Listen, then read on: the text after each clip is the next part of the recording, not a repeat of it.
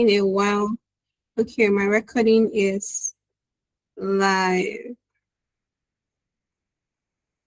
My recording is live. Great. So you should be able to see my screen by now. Can you see it? Super. So the session is actually how to carry multiple responsibilities without losing your mind. But we couldn't have put without losing your mind on our flyer. So we put managing responsibility like a pro. But it actually got out of a place from Omo. My Omo is Omoing. Testimony, can we join with the TVM account and make sure to keep everybody muted? That is unmuting. Thank you so much. So my Omo is Omoing. There's a lot going on, right? So how do you juggle all of these things without losing your mind? That's really the session. And if you're in this call, I'm sorry, I did not prepare an introductory session or an introductory slides to tell you about myself because, again, it's for workforce. So you probably already know me, right? If you know me, you know that I do many things. Not to brag, we currently have about 3 or 4 projects running simultaneously, if not more, right? So we have our companies running, Growth Pad is running, Skill Pad is running. Then we have our subset companies, the academy is running. Then we have events, Growth Africa Summit is running because it's going to happen in November. Then we have Made to Shine. Made to Shine is running. That's going to happen in about a month, in September, right? We have Growth Circle. Growth Circle is running. By the way, this is a pre-event of Growth Circle that's going to happen in Port Harcourt. So that's like also running, right? And then we have like my personal coaching system, my personal brand that is running, right? At the same time, I'm in a training school. I'm in an accelerator program myself, right? That is also running. So many things. We're pushing out our book. So many things are running at the same time, right? So if you are on the call, be rest assured that I'm not trying to teach you something that I got off textbook or whatever. It's real knowledge, it's applied knowledge, it's also inspired, of course, by the Spirit of God. And it's something that is very needed for this season. Super, absolutely needed for this season. And because this is a closed conversation, I'm going to be giving you as it is. I'm going to be telling you real experiences from myself. I'm going to be showing you frameworks that I have developed. We need to trademark some of them that are working for me, that are still going to work for you, that can work for anybody if you apply it properly. So let's get right into it. So you see 2 pictures on your screen.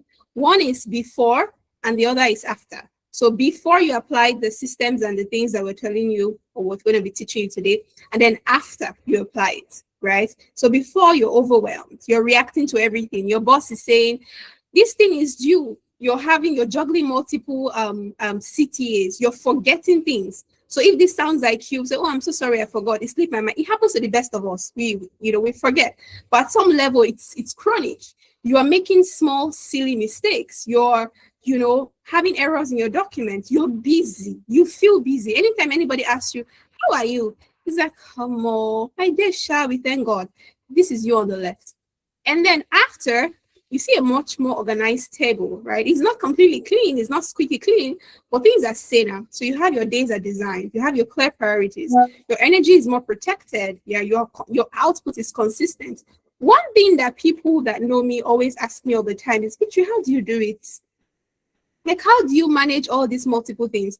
And really and truly, well, sometimes we don't, right? Sometimes I'm not in the driver's seat, but there's a system that keeps running. I've learned things that helps me to still consistently deliver great outputs.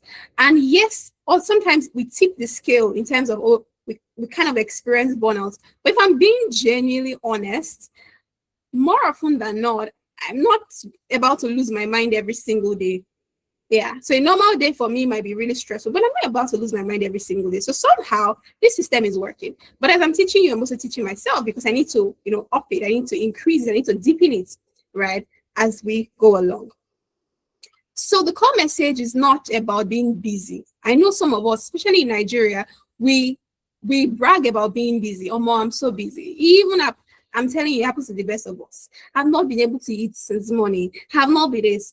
Busy people are not necessarily productive people. The goal isn't doing more. It isn't juggling 5 master classes or 5 courses, online courses. It's not having 10 jobs, even though I know this is 2026 and we're all doing 100 jobs, right? The goal is consistently doing the right things, and you also know what the right things are, while protecting your mind, your energy, and your long-term health. And I don't necessarily mean physical health, even though that's important. I'm saying the health as in the health of your system. Because if you're getting a high result, when they say ruthless execution people, right? And you make that a system, not just a task, you're getting consistently high results, and it is at the detriment of your systems, that is your health. Again, not just physical health, but like the entire system that you run on, then at some point you're going to crash and burn. This is important. And configuration between this and what we need. At some point you're going to crash and burn, right? So this is the core message that we're pitching today. So let's start. I love frameworks. If you know me, you know I love frameworks. I like to organize things. I like to use fancy words. You know, that's why we have GAS, we have GFA, we have SPA. You know, and people are like, which one is SPA? SPA is Scale Party Academy. I love frameworks. They just kind of organize everything in my head. So I've put it in this framework called the ORDER framework. Right? So keep in your mind, if you forget anything, that we're going to go across a framework called the ORDER framework. There's still one more framework you will learn here, which is also even more important, but we're starting with the ORDER framework. Again, order is great, but this order means different things. You can see it means own, rank, deploy, enrich, and regulate. 5 steps or 5 phases that we're going to follow all through the class today. So please stay with me. Don't leave me. I'm telling you, I promise you, when you think you're getting value, it's going to get better. So don't leave me, okay? Stay with me. So we're going to get started with the own. What exactly are we owning, right? We want to talk about productivity. We want to talk about, a lot of people say, oh, let's manage. I want to know how to manage my time better. But by the end of this class, you will know that you really can't manage your time, right? And we'll find out why.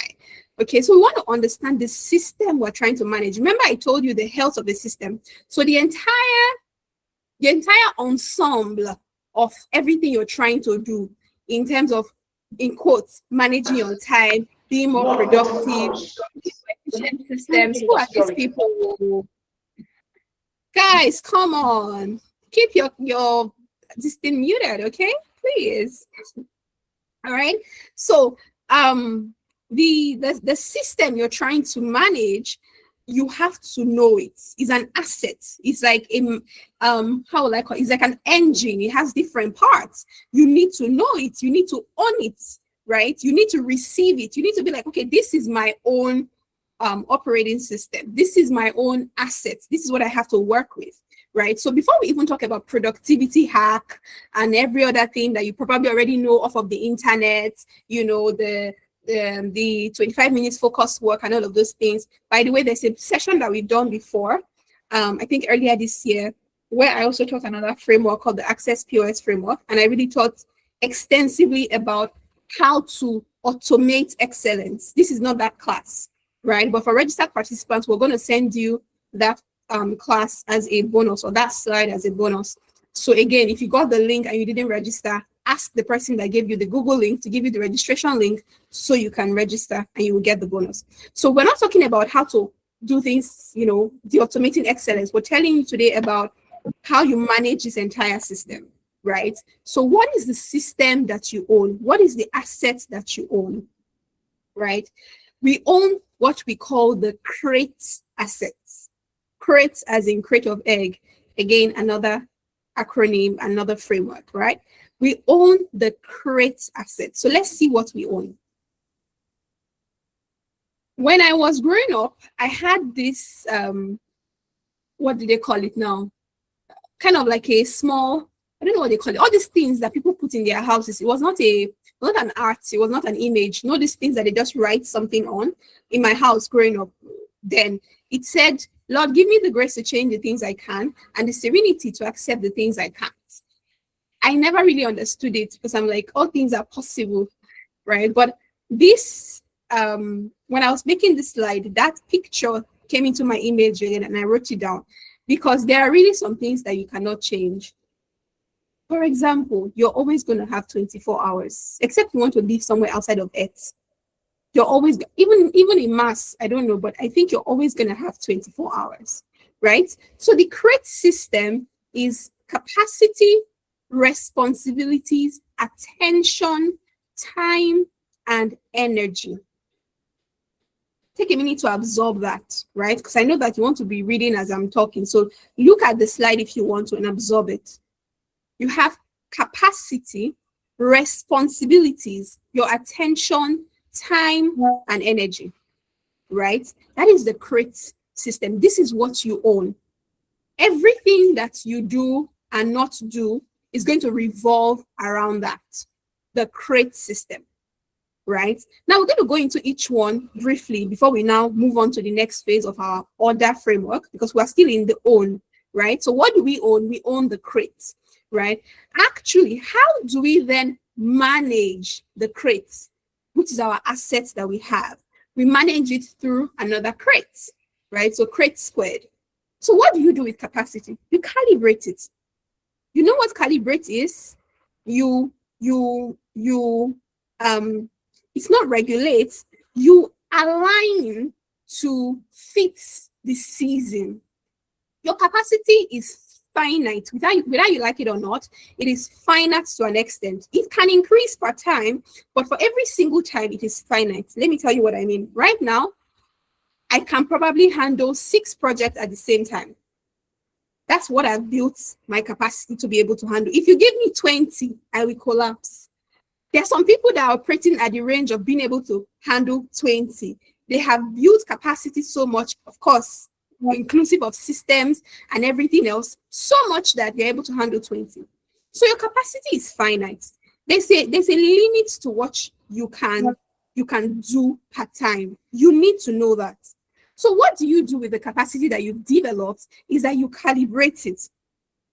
In this particular season, I sense that I need to release a bit more of my capacity that I have. Then I go ahead to do it. In this particular season, I sense that I need to, you stretch a little bit, but you can't go from, how do I put it now? You can't go from the circumference to outside of the ring completely.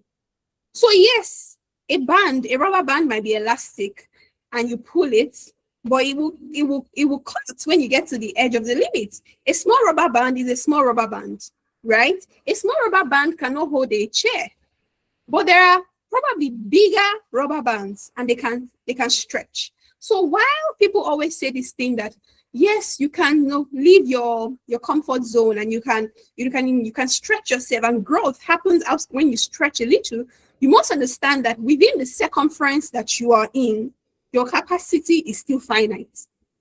And so you calibrate. Calibrate is the stretching. Okay, I have a bit more project. I'm going to stretch a little bit here, stretch a little bit there. But you can't stretch from the zone of where you are now to a Tony Elumelu zone, for example. Let me use him since it's trending. You can't stretch from where you are now to a Fela Durotoye's zone, right? In this season. But over time, you probably will get there. And we all get there in Jesus' name. So capacity is finite. You calibrate your capacity. And thank you to everybody giving me those emojis in the chat, because I can't see your faces. It tells me that you are here and you're present, and I'm absolutely loving it, right?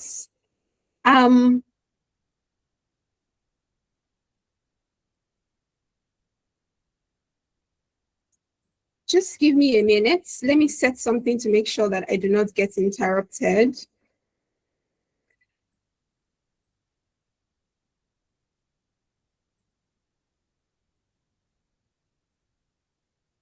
Okay. So let's move on to the next one. I don't know what's going on. Did I miss something? Somebody's laughing. Responsibilities. This one we all know. Responsibilities is potentially unlimited.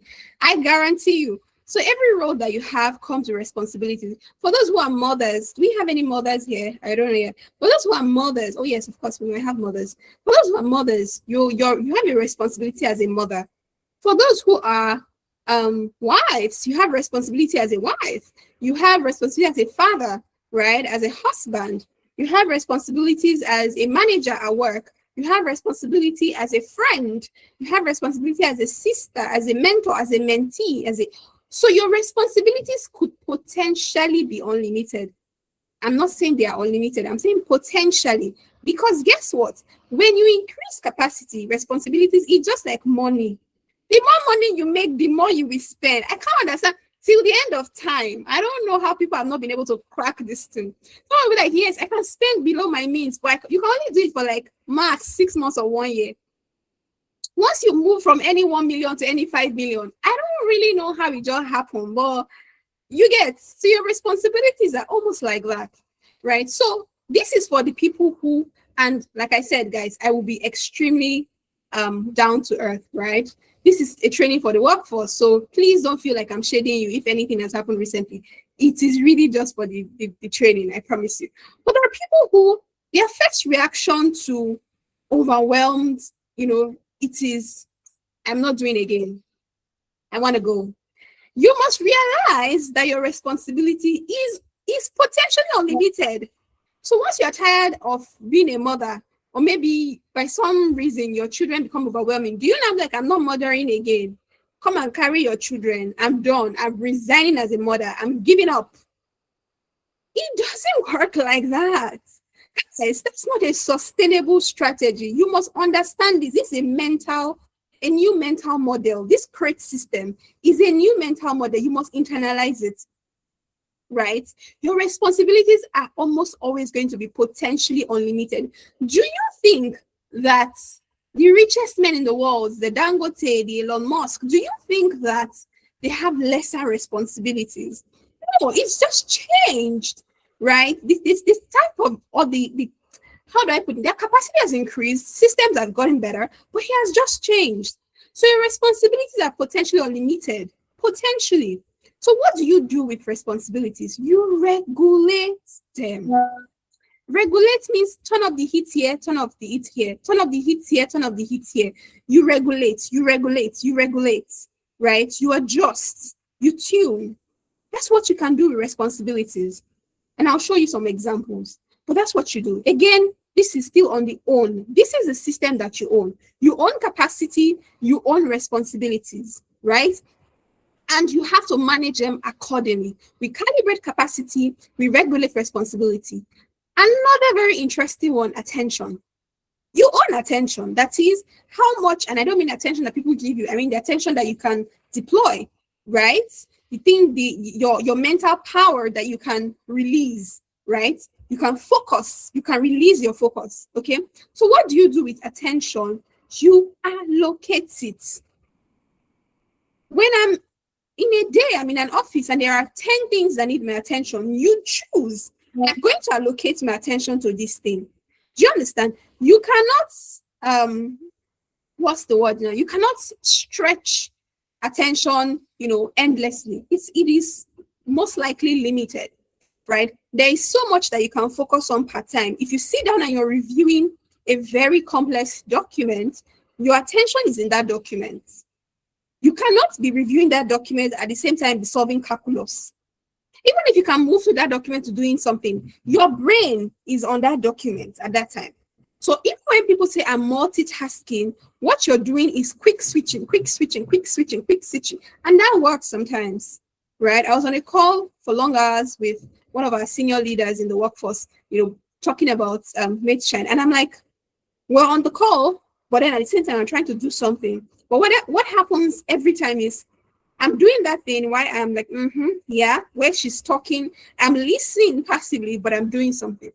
So I'm not in that moment talking with her and my brain is completely split into two. Maybe some of you have achieved that, but the truth is attention is limited. So you allocate your attention. You must see your attention like a currency that you spend. You spend it. If you understand that this is an asset, then you will spend it wisely. That's why the first part of the entire system is that you own it. The next one is one we're all familiar with, time. I'm going to manage my time management strategy. We start from that. But we all have 24 hours. So technically, you really cannot manage time in that sense. right? You guys, please, let's not make me laugh. You really cannot manage time in that sense, because if you manage it more, it's not going to increase or decrease. It is constant, it is fixed, it is 24 hours in a day. What you can do is track and treasure. Again, you see your time as another currency. Everything here is your arsenal, is your assets, is what you have to make do with the how will I put it now, to thrive in this giant thing of life. Do you understand? So you track your time, you treasure your time. Tracking means I want to know how much of my time I'm spending in something. I want to know how much of my time is going somewhere. So this project is taking how much time? How many percent of my time am I allocating? Do you understand? And then you treasure, because it's one of your most expensive currency or assets in this bucket of assets that you have. It's expensive because you can't buy it, even though you use systems, you use tools, you use employees, to buy it, but you can't really buy more hours. It's expensive because it doesn't increase, right? So no matter how well you invest and invest, it doesn't go beyond 24 hours. That's why it's expensive. So you treasure it. So you treasure where you put your time. You treasure what you do with it, and you track. Because what doesn't get tracked doesn't get optimized. I don't know how to speak that English. If you don't know where your time is going, you constant people that suffer from doom scrolling on Instagram and TikTok is because you're not tracking. Sometimes just go on, this feature that your phone has allows you to see how much time you spent on your phone that week, and then click on the apps and then see how much time you spend. You'll be surprised that some of us are spending 30% or 40% of our lives on the things that are not supposed to be spent on. You're literally legit spending half of your entire adulthood.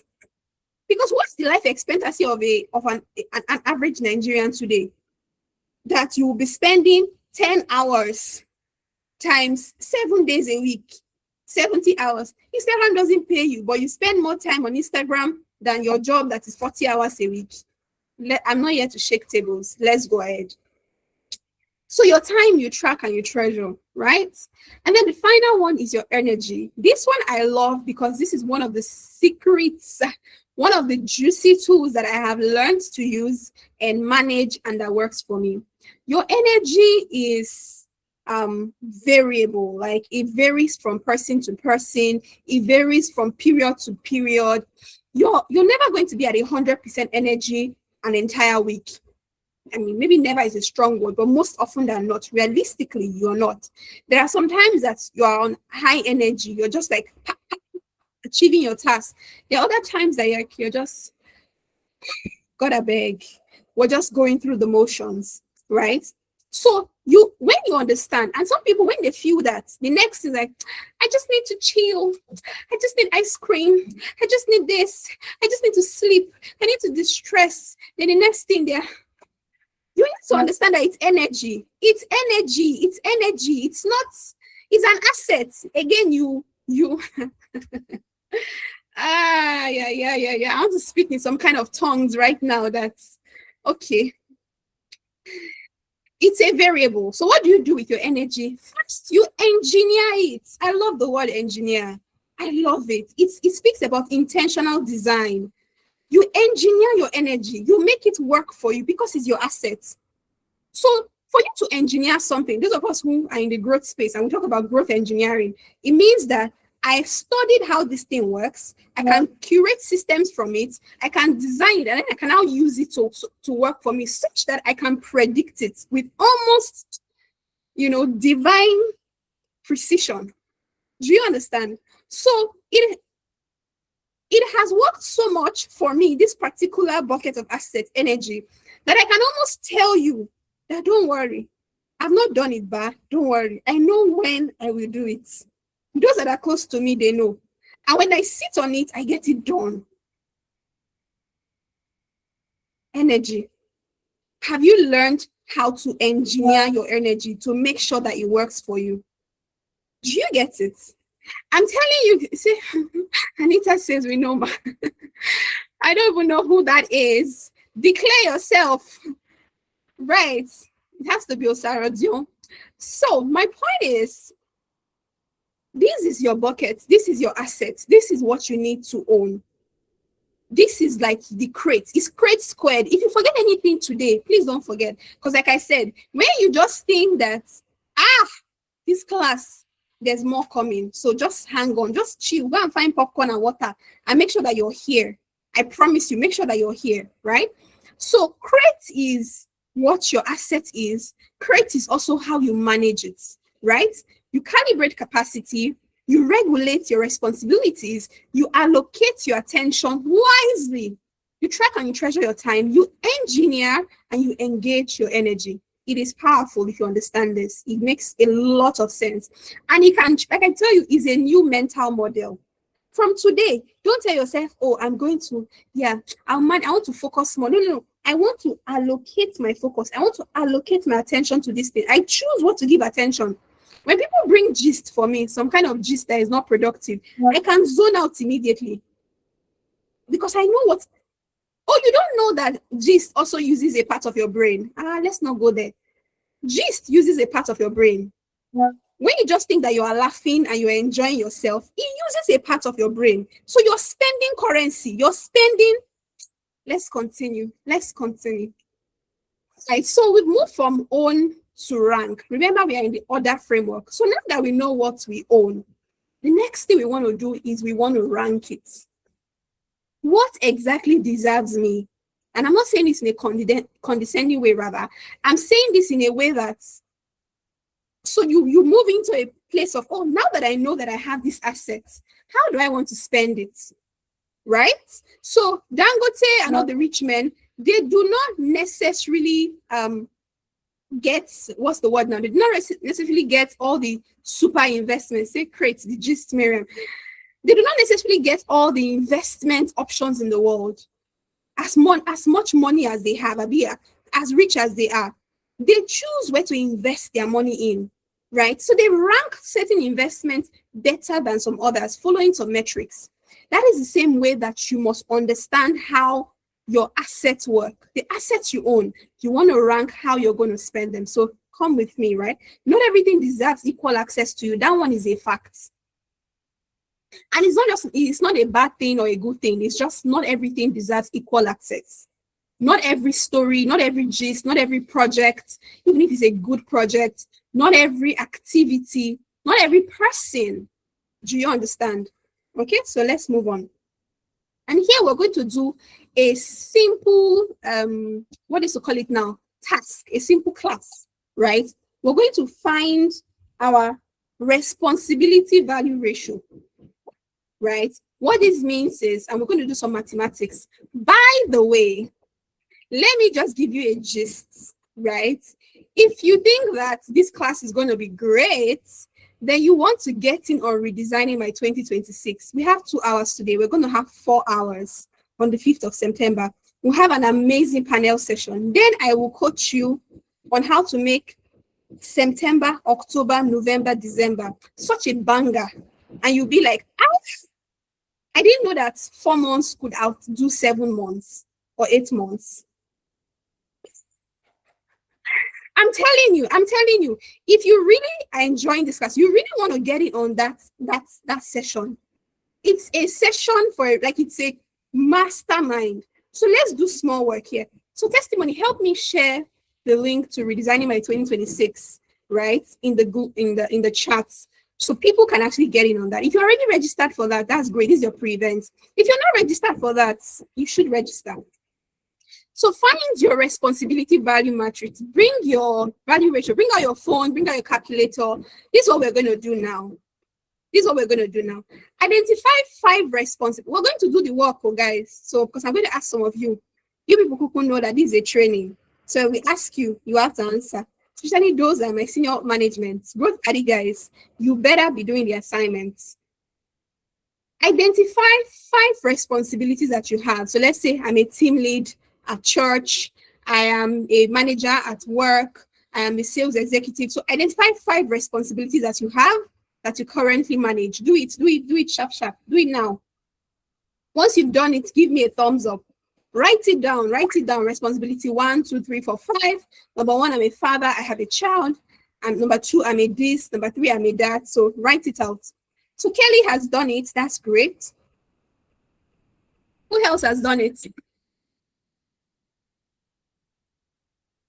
By the way, Growth Buddy, thank you for this gift. It was so good. Or rather, it is so good. I'm loving it. It's like so massive. So identify 5 responsibilities. Who else has done it? I'm only seeing like 4 thumbs up. Don't waste our time, guys. We're going far. We want to rush. Great. So you've written down 5 responsibilities that you have. All right. Now, in front of where you wrote those responsibilities, if you're using a pen and a paper, draw a column. If you're using a notepad, somebody's hands is up. Is that a mistake or you have a question? Okay, probably a mistake. If you're using a notepad, draw in front of that notepad. If you're using a digital device, that's fine, right? Write expected impact and write importance. So expected impact, and we're going to rate on a scale of 1 to 5 and do some mathematics here. Expected impact is basically if you achieve that responsibility well, you do it 100%, right? What is going to be the impact of the success of that responsibility on your life? So I'm assuming that you have, a life plan or a life vision. And if you don't have a life plan or a life vision, go and register for RDM, right? I'm going to be teaching you the Life Compass framework as well. So let's say my life vision now is I want to be a billionaire. I'll keep it simple. Expected impact and importance separate. So EI is expected impact, IMP is importance. So expected impact so my goal, right? My life goal is I want to be a billionaire. Stay with me. This is more mathematics. It will stress your brain small, but stay with me. Now, the responsibility that I have is I'm currently the lead growth engineer at Growth Paddy. I am also the chief light bearer at Light and Skills.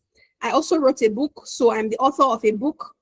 What are the other responsibilities that I have? I coach an amazing team of young people under Grow with TVM. I also do mentorship. I do speaking gigs. So I'm a speaker. So let's say 5, right? Now, on my goal of wanting to be a billionaire, let's assume, really, you should not have an only financial goal for your life plan, right? So Life Compass, we'll talk about that later. But on that goal, if I achieve 100% of the chief light bearer at Light and Skills, what is the impact of that on my goal of being a billionaire? Rate it on a scale of 1 to 5. For example, on my end now, I'll probably rate that maybe a 3 from an earthly framework. We, the OGs in the kingdom, we know that the more you do for God, the more you get. But I'm not preaching today, right? We're preaching in Light and Skills community. But from a logical man, you'd be like, oh, she's spending money, doing discipleship programs and running, Bible frameworks and doing Christian conference. So that is probably going to deplete from my billionaire goal, right? Maybe not. So put the impact of the responsibilities that you have listed, rate it on a scale of 1 to 5 in terms of expected impact. Does that make sense? Did you learn? Give me a thumbs up, give me an emoji, please, everybody, so I know that I'm not losing you. I don't want to lose anybody. Okay, Deborah doesn't understand still.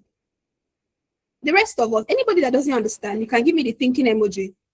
All right, so I'll take it one more time so everybody gets it. You've written down 5 responsibilities. Okay, I see some people. So listen carefully. You've written down 5 responsibilities. I want you to rate each of those 5 responsibilities on a scale of 1 to 5, on a scale of 1 to 5, on a scale of 1 to 5, on their expected impact on your life goal. So if one responsibility that you wrote is, I am a team leader at Growth Paddy. I head the sales team at Growth Paddy. I am a graphic designer at Growth Paddy. I'm a social media at Growth Paddy. What is the impact of that responsibility on your life's goal or on your life's vision. So I'm assuming that you have a life goal. For some people, it's I want to live a software life, so I want to make money. So if Growth Party, for example, is your current revenue stream, it is what gives you the most money, that probably will rate high if your life goal is I want to make money. What I'm trying to teach you is that responsibility cascade from somewhere. They do not just exist in isolation. If you don't have a goal that you're chasing, even though you've not defined what your life goal is, and if you're those people that have not written down things about their life goals, you really want to be in that session on the 5th of September. But let's take something for the purpose of this assignment. Take something and put it, set your eyes on it, or put your mind on it, or write it down as this is my life goal. So everything I'm going to be weighing is against this thing, this vision that I have for my life, this future that I see. Now, rate your responsibilities. This one, rate it on a scale of 1 to 5, 1 to 5, 1 to 5, 1 to 5 for each life goal. Have you done that? Great. If you've done it, give me a thumbs up. If you've done it, give me a thumbs up. Fantastic, fantastic. Second thing, we're going to rate now the same responsibilities on order of importance. Now, it might sound close, it might look like it's close, but it's not. Expected impact is what you expect that responsibility to achieve for you. Importance is the current level of importance that you have attributed to that thing, or that it has in your life right now. So it might not be huge in terms of impact in your life vision, but right now for you, it is important. For example, some people will be like, I don't have a job, but I'm volunteering somewhere. But this volunteering is not really paying me money, right? So in terms of expected impact, it might not necessarily rank high. It might rank a 2 or a 3 because, well, it can give me experience that eventually get me money. It's not direct. But in terms of importance, this is currently the most important thing that I do. Does it make sense? Is anybody confused on the difference? Thank you, Abigail. Thank you, Miriam. We're moving. Okay, Sonia doesn't get it. Sonia, right now you're doing a couple of things. Oh, you get it. Okay. So everybody gets it, right? So now let's rate it. By now you should have 2 ratings. Fantastic. Fantastic. Now, your responsibility value ratio, right, is your expected impact divided by the importance times 100. I want to see your scores once you do it. So I want to know for each responsibility. So this particular responsibility, you gave it a 3/5 on expected impact. This one, you gave it a 2/5 on importance, right? So 3/5 times, or 3/2, whatever you gave it, times 100/1. Is anybody confused on my mathematics? Is anybody confused? I want to see your scores in the chat. So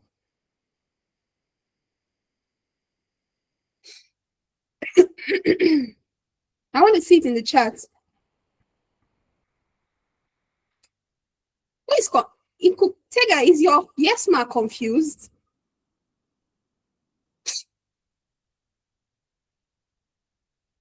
So for example, let me give you the example. So I got 100. So for those who are getting 100, it means it is just, okay, let me explain it a bit. You got it up to the point of expected impact, right? Okay, my battery is low, guys. Let me plug my laptop. I always forget to plug my laptop.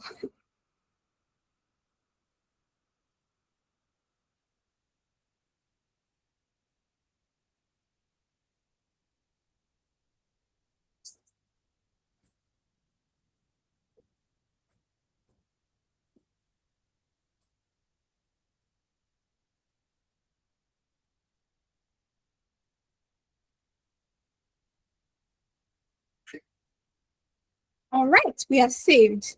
I was going to go off. So you got it, Tega. I hope that I have to run though. So I'm going to explain it once and then we move.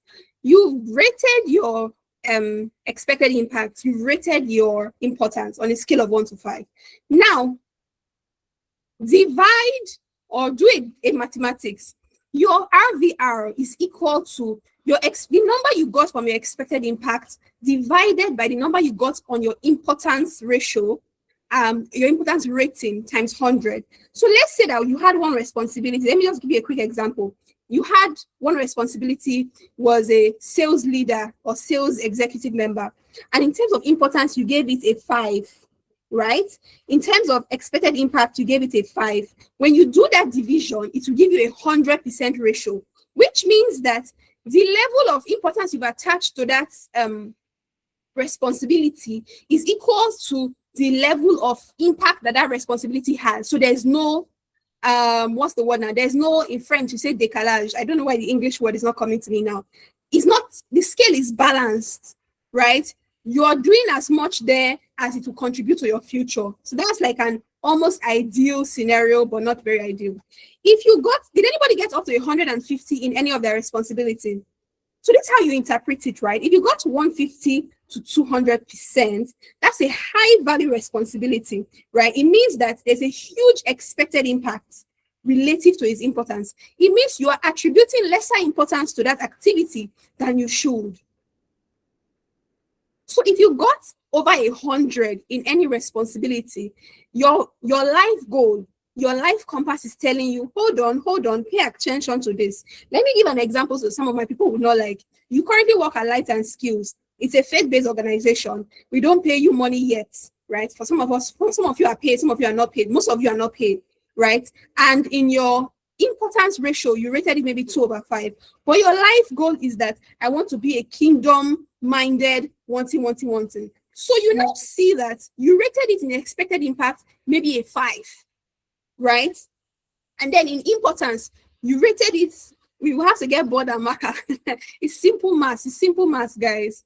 You rated it a 2. So you will now see that that thing will shoot over 100. What that score is telling you is that pay attention to that activity, to that responsibility that you're currently neglecting, because it has a higher impact on your life goals. Does that make sense? If you got below 100, it's questionable. It means you're currently attributing more importance to something that is not really yielding so much, or that will not really yield so much in your roadmap into life. Does that make sense, guys? I have to move from here though. Did we get it? Okay. All right. Now, the final mathematics you will do, and you will not tell me the score, you will do it for yourself, is that you will multiply that number by your leverage score, right? I would explain what leverage is and I will move, because I'm going to teach extensively about leverage on the 5th of September. So leverage is that thing that you do, that if you do it well, it will make the other things not matter so much. Let me give an example. Sonia does partnership for Made to Shine conference happening in September.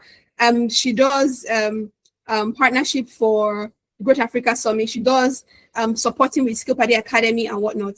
Sonia has to find her leverage vis-a-vis her role in the TVM team. She works with me.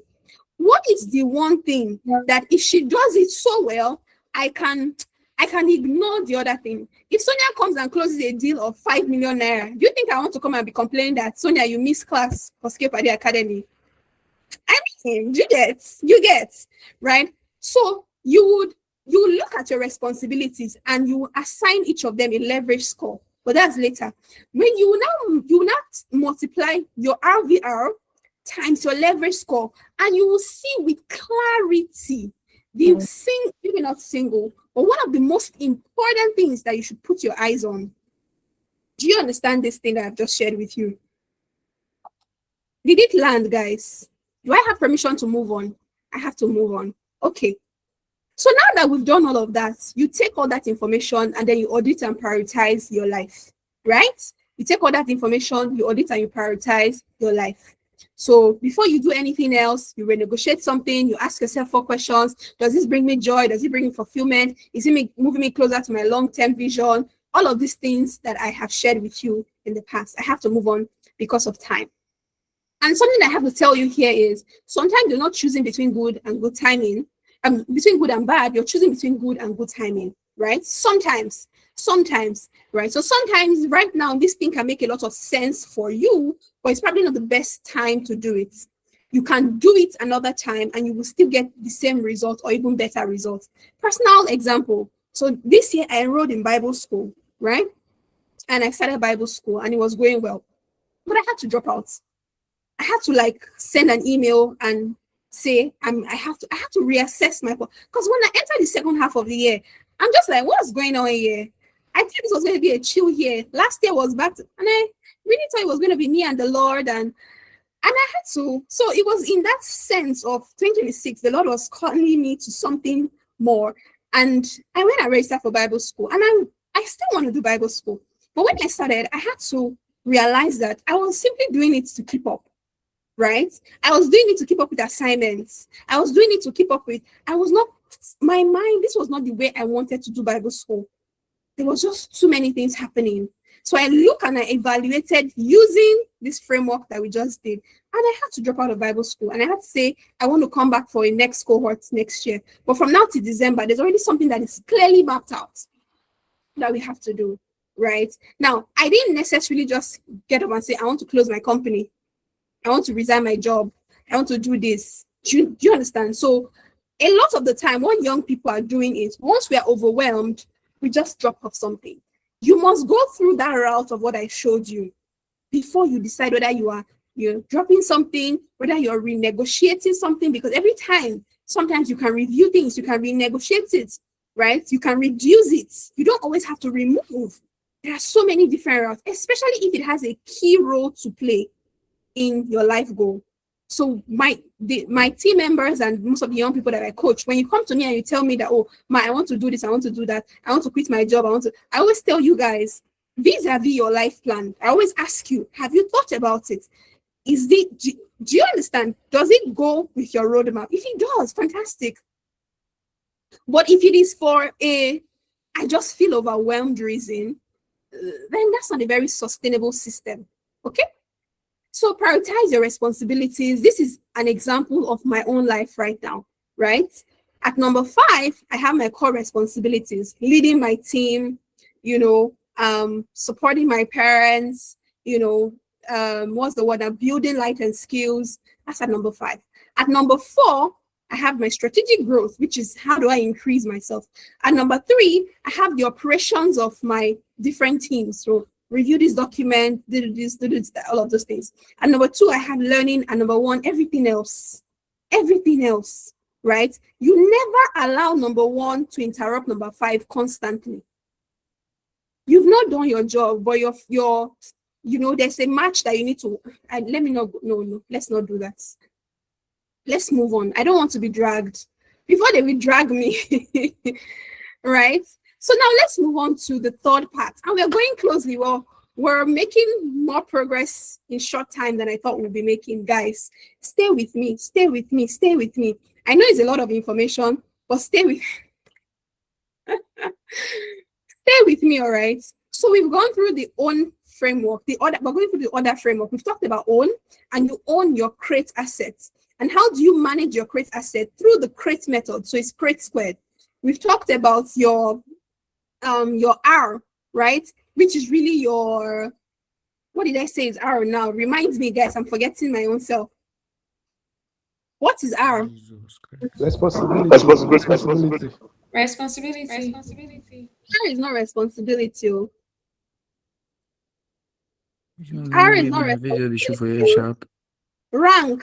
Ranking. R is, I remember that I'm like, responsibility bow. You rank, right? Once you know what you own, then you rank how you want to allocate it, you want to spend it. And now we're going to deploy, right? So everything that we're talking about, this mathematics that we did, was to allow you to be able to rank it properly, to rank the responsibilities that you have properly, right? So now we're talking about deploying. Not that you know what you should focus on. You know the key responsibilities in your life. You know which one should take 100%, 90%. They're not going to execute themselves. I know some people were wishing that I don't talk about this one, but I don't know how it's possible. Do you get? It's not really going to do itself. You have to execute it. You should have to do the work. So how do you now command this resources? How do you command these resources that you have? How do you deploy? What do you deploy? What do you do to execute? right? That's what we're going into. And the first thing I want to teach you here is outcome-based actions. And from here, we'll be going really fast because this one has simple context and simple tools, right? Outcome-based actions. That's the first strategy you use in deploying or in executing responsibly, in executing, what's the word now? Optimally. An example that I use, 3 outcomes weekly. You are somebody that manages multiple responsibilities. So I won't just say one, right? Even though you can do one. But I look at myself and I be like, this week, what are the 3 outcomes that I want? Not what are the 3 activities. Not what are the 3 most pressing things I need to do. No. What are the 3 outcomes that I want? Do I want more money in our bank account this week that I know what to chase? Do I want my team members to improve their productivity rates this week? Do I want us to be in talks with certain government or whatever this week? Do I want to be closer by 10% to the goals? So the outcomes, right? Then you cascade that outcome into action. So for example, this week I want to close a deal with Wema Bank. That's one outcome that I want. Or let's say I want to be 3 steps or 2 steps or 1 step closer to closing a deal with Wema Bank. That outcome can translate into multiple actions. I now say, so 1, I have to follow up the relationship if I have already established it, or I have to send an email, or I have to design a proposal for Wema Bank, or maybe do all 3, right? So the outcome I want is what will determine the activities that I now want to do. Then once you've done that, you calendarize. This is the part where I want to be shouting, but shouting is not really my strategy. You calendarize it. You do not just say, okay, I want to do this, and you just leave it. Some of you write it on a notepad. That's fine, but it's not good enough. Put it in your calendar. Put it in your calendar. Let it go there. Do you understand? Let it be there so that you know that it is something that you have to do. Right? It has become an activity that is much. Anyways, let's move on. So give every important task a place and a time. Don't just say, oh, I'm going to work on a proposal. No. I'm going to do my proposal draft between 2 p.m. to 4 p.m. That's it. These small things, these seemingly small, mundane things are really what distinguish you that is a medium, average, that's the word, average performer from a high achiever. I promise you. So that's what makes some people tell me, how many of you have told me about something and I tell you, oh, remind me by this time. And I say, oh, check in with me at this time, my staff. It's not because at the time, give me a thumbs up, right? I do that. It's not because at the time you're telling me it's not important. It's because, again, I tell you, I allocate my attention under the CRATE framework. It's because I have allocated a time I work on it on my calendar. So when I tell you check in on me by 5 p.m., it is going to be on 5 p.m. on my calendar. That's how responsible high achievers work. I'm telling you this thing. It's for free. The next thing I want to teach you is how to command your calendar. Now that you and this is a powerful framework, right? Now that you have calendarized it, you now have multiple things on your calendar. Meeting by 3 p.m., speak with Victory by 4 p.m., review proposal by 6 p.m. All of these things that you have to do. You can adjust it such that you're no longer reacting, oh, time has come for this, let me just do it. You are designing it. Know your natural reading. And I promise you, this is probably one of my biggest hacks for being a high achiever. I know my natural reading. When I wake up in the morning, I am not at my most brightest self. If you have conversations with me in the morning, I am functional, but I am not optimal. Right? My mornings are usually when I do my prayers, my routine, I take some time, I meditate, I laze around on my bed. You know, my team knows you don't fix a meeting for me before 10 a.m. You don't do it. Nobody puts anything on my calendar before 10 a.m. Why will you do that? Like, why? So I have understood my energy. I have, we said that you engineer your energy. Now I engineer my energy to work for me. I am a night person. If you are close to me, you know that most likely on a weekday, Victory is up by 2 a.m. That we say you need to have 8 hours of sleep, and that's good. But my 8 hours can start from 4 to 11. Do you get? So I don't have to. This is not applicable to you if you go to work every day from Oshodi to Bega or from let me just disclaimer. We're talking about people managing multiple responsibilities. So this is assuming that you are doing multiple things that you can afford to do. Let's be guided. All right. So don't come and be like, I'm a night person. So I work at 4 a.m. and then by 11 a.m. you're still sleeping, and then you show up late at work. They will fire you. You better adjust your routine or you adjust your job. If you cannot adjust your job, you quit and you come and apply at Growth Party. We work remote. Okay, so back to that was on a lighter note. So I have mastered my what's it called now? My energy. Now I engineer my energy to work for me. My hardest work, the time I do, my team members know. Sometimes I drop messages on the group by 4 a.m. I'm just dropping it there, and they're like, what's going on? They will just wake up. Victory has dropped like message. I'm doing this. I do my hardest work at night. Yeah, Victory is coding. I'm telling you, the engineer in my name, I started calling myself engineer last year, but that engineer in my name is already manifesting. I'm coding. I coded an entire full workflow. I sent to my team. I did it from 11 p.m. to 6:30 a.m. that day, and I was just dropping it. Victory added 20 comments on the document. Yes, at 2 a.m. That's my strategy because I am most optimal at that time. I have engineered my energy to work for me, right? Some of you know that you just can't concentrate at night, but you keep postponing it and you keep having the audacity to tell your boss, I'll get it done this evening. And I'm like, you and I know that when it's 8 p.m., Miriam is already sleeping, but Miriam is saying that she will get it done this evening.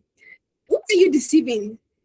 Just say that you get it done tomorrow morning. Because like Miriam is sending me a message by 7 a.m. And I'm like, why are you sending me a message at 7 a.m.? The girls are still asleep. Right? So this is such an important way to command your calendar. Know your natural rhythm and engineer it to work for you. Super important. In the afternoons, I'm doing a lot of meetings. Most of my meetings are in the afternoon. Sometimes I take a break. I call my family, do some rest the day that you have to rest and all of those things. But you engage your energy. Since you now know that this is the time, I've engineered it around this time, then you make sure that you engage it to work for you at that time, right? So let's move on. The attention budgets. I already explained this when I was explaining crates, that you allocate your attention, right? So this is another strategy in deploying the resources that you have. You have a limited budget daily. Every day, you do not have 24 hours of attention. I need to do some research into how many percent attention, how many percent of your day you actually have attention. I don't know if somebody has done that research, but I can guarantee you do not have 24 hours attention. You cannot concentrate 24 hours on 24 hours a day. Even people that did Guinness World Record, you will see when Hilda Basi was doing it, at some point she's like, but she's just going. She's not concentrating, but she's just going. So attention is a mental task, right? You allocate it wisely. So you don't ask yourself, do I have time for this? No. Is this worth spending my attention currency on? If yes, how much of it can I give? So I learned this thing a bit late, right? I knew it theoretically, but I learned and started to apply it a bit late. A lot of my friends said, oh, how did you, can we get on the call? Can I pick your brain? Can I do? And I used to do a lot of that. By the time they have picked your brain 10 times, within a single day, you are spent. Do you get? They brought to your DM some matter. And that's why some of you, when you text me, especially my staff members, when you bring a problem to me, I probably just view it once and I close it. Because I do not want to spend my attention on this at this time. Do you get? And if I decide how much attention I need to spend on it, I will now calendarize it. So don't ask you, oh, do I have time for this? Can we get on a call? Do I have time? No. You decide. Is this call worth spending my attention on? And if it is worth, how much attention do I want to spend on it?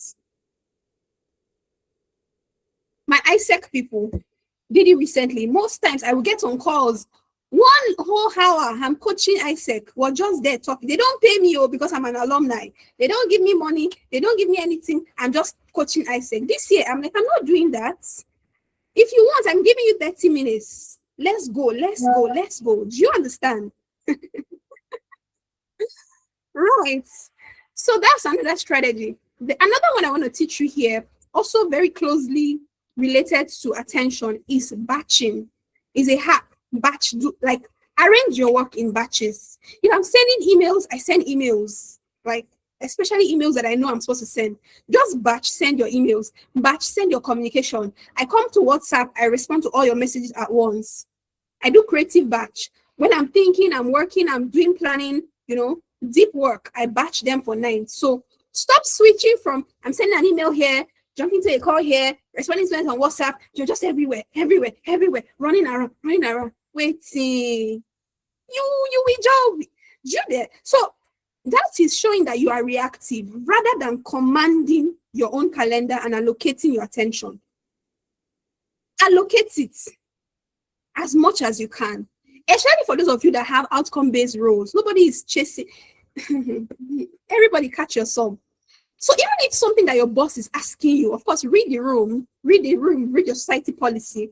Even if he's not asking you right now, it will not be disrespectful and it will not be wrong to say, Mark, I'm going to respond to this by 6 p.m. when I'm sending emails. Or I'm going to, I plan to attend to all of this by 5 p.m. So that if that 5 p.m. doesn't work, she will tell you, no, I need it now. That's an exception. If it works, okay, right? So don't just be running around like a headless chicken. That's what they call it. Let's move around. Let's move. The action rules. When it's time to walk. I don't have plenty things to say here. When it's time to work, actually do the work. Right? Put your work on your calendar. Set your alarm. Work on the proposal. Once the alarm rings, so recently Alexa has been a pain in my ear. Every 10 p.m. This is a reminder. Review your to-do list. And I'm like, Alexa, just shut up. But set it in your alarm. Once the alarm rings, doing the work.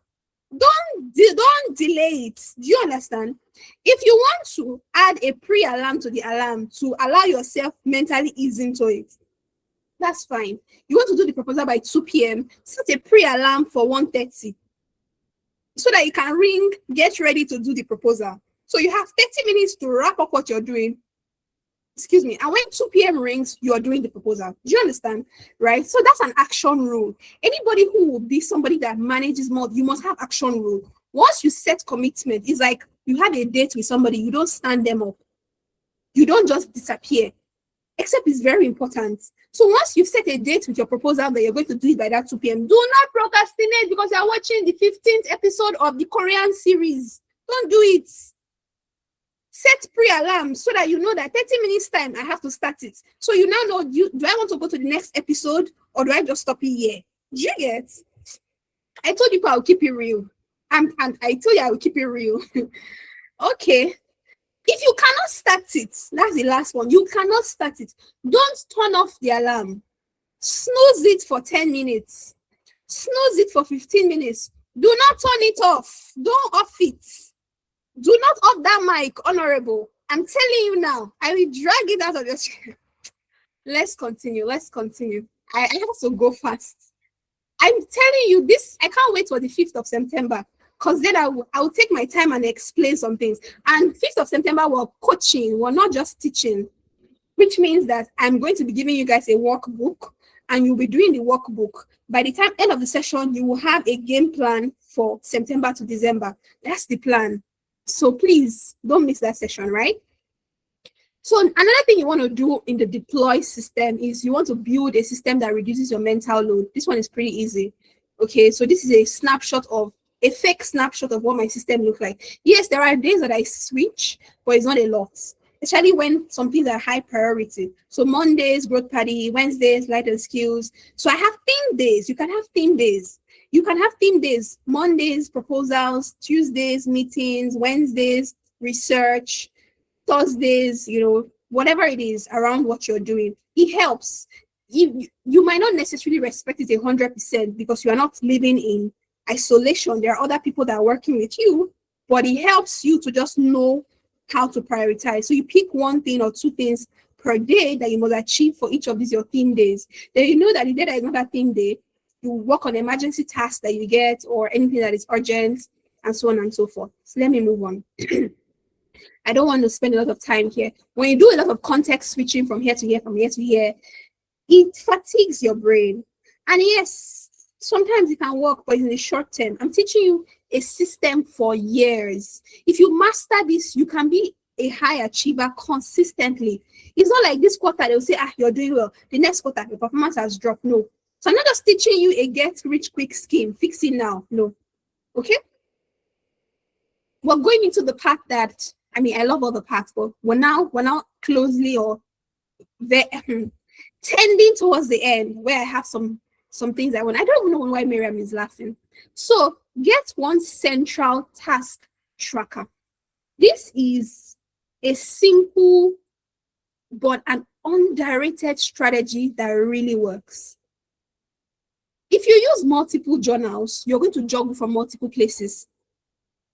That's fine if you need to jot down your thoughts. But in terms of your activities and your tasks, have it in one central place. If you're using Google Task Tracker, use Google. Everything that comes, whether it's coming from Light and Skills, it's coming from Growth Africa Summit, it's coming from Scale Paddy, everything enters there. There are some platforms like Todoist. I use Todoist and I'm using it for recently, and I really love it. Todoist allows you to section your activities, so you can create sub projects like Growth Paddy, Scale Paddy, whatever, and can create it. But everything goes there. So once you click or you open your inbox, you're seeing, right? Because this is where things get lost in transmission. You're on a meeting and your boss says, okay, so please don't forget to send me that document. Oh, yes, ma. We always overrate our brain. Why? Your brain is for thinking and strategy. It's not a dustbin. Your brain is not a dumping ground. Don't just be dumping things and forcing your brain to remember what. Come on now. You overrate your brain. Somebody's talking, that thing, instead of you to just open your to-do list tracker and do it. And I'm not saying just writing down anywhere. This, your central task tracker, must be something that is handy. So if it lives in your laptop, it is not good enough. It must be something that can be on your phone. Because sometimes you will not be able to go and open your laptop and get that spreadsheet. Do you understand? So it must be something that as the person is talking, you can just note it. Okay, I will do this, I will do it. If not, you'll be the person that's always saying, oh, I'm so sorry, I skipped my mind. And it's meant to skip your mind because your brain is not a dumping ground. Please say it in your mind or say it out loud. My brain is not a dumping ground. My brain is not a dumping ground. My brain is for strategic thinking. It is not to dump things. The way you dump your laundry basket. Oh, this clothes is dirty. Dump it there. That's not what you do. Then you're like, oh, I'll come and wash it later. And because you discover that you are now looking for which one did you. Come on, let's not do that. So pick a task tracker and then make sure that you do it. Please do it now. I want you to actually do this activity. If you can, you already have option, write it down. If you don't have options, research which tab. I mentioned one, Todoist. Go and download it on Play Store. Very simple. Or use your notes apps and coin a page, right? Everything that comes goes in there without exceptions. Okay? And then as we start to wrap up the deploy phase, I'm going to tell you, you're measuring progress, not business. So I already told you the outcome strategy. Don't ask yourself, oh, what do I have to do next week? Ask yourself, what will make next week successful? And then you write it out. I give you 3. So you don't wake up and say, oh, what should I work on today? You tell your week what success looks like. That's exactly what the strategy. So I know if I'm going to have a good week or not. Most times you guys see me on Friday and be like, please give me Netflix recommendation, because I'm like, yes, this is the week I wanted. Because I know. But if you don't have a picture of what success looks like, even when you achieve it, you will not know. And you will not know to reward yourself. You will not know to caution yourself or to correct yourself, because you are just doing activities. And this is the pit. The pitfall here is that you might do a huge task that week and be feeling good about yourself, but that huge task does not translate to success. But then at the end of the week, you'll be like, I beg, I don't try. But what did you do? You made 100 calls. But if you had sat down at the beginning of the week to define what does success of this week look like, I'm pretty sure, I'm not pretty sure, in this example, 100 calls might not have been part of it. But your brain will respond to the information that it has. So because your brain did not know what success of that week looked like, by the end of the week, your brain would translate you being on 100 meetings as I've had, oh more, this week was a lot. It was such a good week. And really, I want to speak one Yoruba, but I don't know how to speak Yoruba. You'd be like, Koleshe, Koleshe, she. You supposed to speak Yoruba for me in the comments. Like, it's not really going. It didn't work. It really wasn't a good week. You just spend the week being a busy bee. And you didn't achieve nada. Do you understand this thing I'm telling you guys? It sounds like joke and vibes and all, but I'm telling you this thing that would distinguish you from the next person. This is, I'm telling you, they are spirit-inspired strategies. I'm telling you straight from my father. Busy being broke. Now, I wasn't the one that said it. It's my co-facilitator in the comment section. So do not wake up wondering, what should I work on today? No. And then tell your week what success looks like. Internalize it. Let it be a routine and a ritual for you. Do not go into the week without determining, this is what will make my week successful. So that when you achieve it, your brain can recognize it. As a matter of fact, if you write it down, I was telling my team, I don't know when, last week or 2 weeks ago, that there is power. It's a spiritual law as well. There is power in writing things down. It's like confessing things. It's like you extrapolate it from your brain into the atmosphere. You release it. When you put it out there, your brain will work. The environment and the elements in the universe will work in alignment with you to achieve those things. You see it in front of you, right? We're not preaching, but that's what the Bible says. Write the vision. See it before your eyes. Know what a successful week looks like. Tomorrow is weekend. 22 is Sunday. Know what the rest of the month should look like. By the time you are at 30th of August, what should success look like between now and today? Write it down. So now that you've done that, you probably have tasks and all of those things that you want to sort. So this is just a simple tip for how you sort multiple tasks that come your way, because you get multiple things. You guys, you think that it's only the employers of labor. There are some employers here, some founders, some creators, some influencers.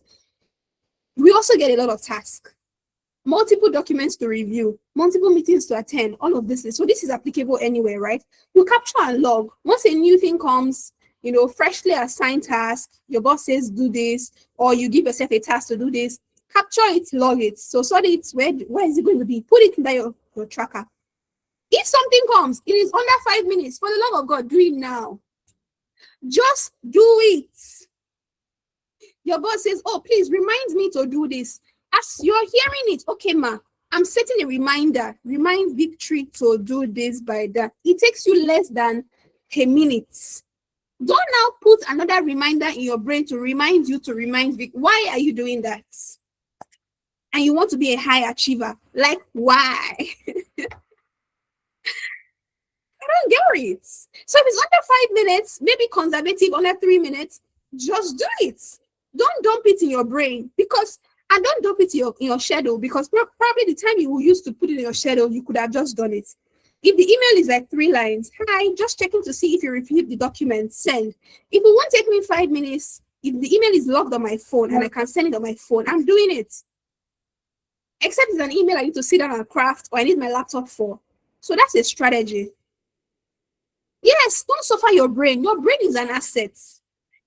Your brain is such an important asset. Don't stress it. Don't give it unnecessary. That's not helping it. There are more significant things you have to do with it to really automate excellence. And I will show you on the 5th of September. So please don't be stressing it with the things that technology can take care of, or just a small discipline here can take care of, right? When you get a clear deadline from your team leader, right? So there are some tasks that might come without deadline. You will use your initiative and there are some tasks that might come with a clear deadline, right? Set 2 reminders. This is a hack. Set 2 reminders to work on it. If it comes with a clear deadline, that means it's a priority, it's an important task. Nothing upsets me more than when I give somebody a task and I give them a deadline and they forget about it. Or they come after the deadline to come and tell you that, oh, their laptop spoiled.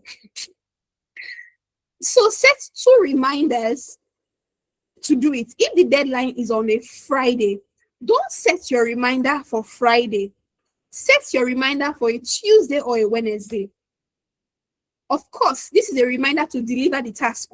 So set it for Tuesday or Wednesday so that you have one reminder Wednesday to do this. And of course, you should have gone into your calendar time block when you actually want to do it. And then another reminder on the day so that you have time, in case it slips your mind once, you have time to work on it. In case you need to redraft, you have that time. If you get, and I'm not saying you should do this for every task. If your direct supervisor gives you a task with a clear reminder, set a deadline. Or you give yourself a task with a clear deadline, rather. Set a reminder. You give yourself a task and you rate this task important. I want to do this before this time. Please respect yourself enough to actually set a reminder to do it and block the working time. Then for tasks that you've carried over, some of you have carried over some task. I don't know how that thing still exists. You've been carrying it over from March, April, May, June. You've carried over from one week to the next week. You're tired. Even your boss is tired of reminding you. He's tired. He's tired of reminding you. He has closed it in your chapter.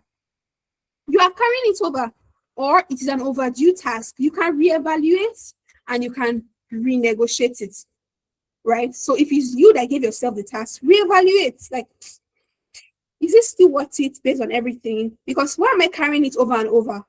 So it shows that there's something here. And I also teach on how to automate excellence, about how to optimize the quality of work that you do. Some of you have been in that class. I talked about it. So most times I said in that class that most times when you are carrying over a certain task, you keep pushing it, is because your brain probably doesn't have direct clarity on what to do. You know it vaguely, but you just can't get yourself to start. So you keep pushing it. And I teach you how to mitigate that bottleneck, right? That's a bonus that we're going to give. I will send that slide as a bonus to everybody that registered for this event. So if you have overdue tasks or tasks that you've carried over, you reevaluate the task or you negotiate. Go to your boss, like a responsible person, right? And say, Ma, I've been carrying over this task for a while, and it's either maybe I don't understand, or I don't really know how to go about it, or can I do it at this time? Renegotiate a new timeline, renegotiate a new, maybe more brief or something, right? Don't just be carrying over endlessly. Okay, so these are just strategies to sort some of the things you're doing. It declutters your brain. There is such a thing as a mental clutter. You know, some of you who enter a room and the room is just scattered and you can't function. My team members, they know. If you send me a document that looks like it has gone through the walls of Jericho, just collapsed on it, I can't review it. It's not pride. I just can't function looking at the document like that. Like, what do you mean this one is in bold, that one is in different color? Like, what's going on? I just tell them, I'm like, please, do you get? Because it's automatically, it just scatters my brain. I can't review it. So you will clean up the formatting, then I can review it. I can review the content. So I do not subscribe to that WhatsApp group, right? That, just review the content first. Let's move on. So we are now in the second to the last part of the framework. You guys, you're doing well. And if you were not writing, I really don't know how, you're going to capture everything that I'm saying, but I expect that you were jotting, right? Let me just see people that were prepared for this class. If you're taking notes, let me see. Thumbs up.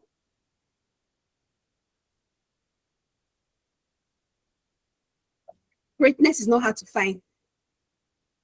So if you are taking notes,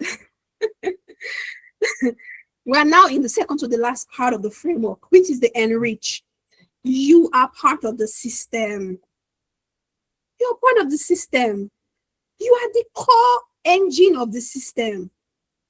So while you want to do all these things that I've said, you want to calendarize, you want to allocate your attention, you want to block your alarms, you want to do this, you want to do that, you want all these tools. from O all the way to E. Ebube, is that a question? If it's a question, put it for me in the chat. And testimony, can you take that down? Or Sonia, because your hands are raised, and I'm hoping that. So just put it for me in the chat. Thank you. So you enrich yourself. You are part of the system. You learn, you grow, you recover, you take breaks. Whatever your recovery system is, because some of you just know rest. Rest is not the only recovery strategy. It's just one out of many other recovery strategy, right? So you are part of the system. A system that is constantly consuming its own resources will eventually scatter. It will break. Do you get? So you are a core part of the system. Some of my team members are like, yeah. So I gave them a memo that next week I am off. It's not really that I'm going to rest, or I'm going to rest, but I'm going to do some deep work that I cannot allow some other things to interfere. And that's also my own definition of rest, right? When you take personal retreats, okay, so you enrich, you find what works for you in terms of enriching. Recovery is not reward for like finishing a good work or a task. It is part and parcel of the process. Okay, so there are some things that you can use for recovery, like buy back your time. There's something that you shouldn't be wasting a lot of time on. Sometimes I'm not part of these people that subscribe endlessly to using AI, but technology should reduce your workload. A good example is this slide. It's made by Gamma. You can see it there.